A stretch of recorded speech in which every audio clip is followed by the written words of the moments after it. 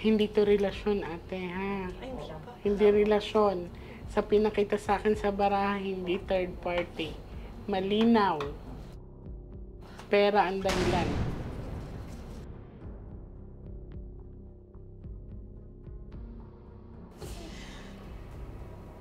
Sumasakit yung ulo ko. Pati dibdib ko. Parang may butas yung ulo ko.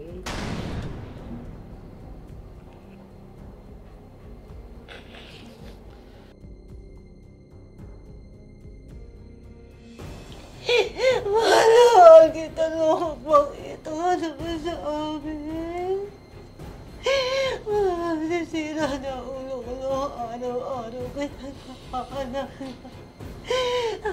Araw-araw bakit mo kami hindi. Tutulungan ka namin nilibili. Mahal ka namin nila Ate Denisa. Emily, bakit ganito?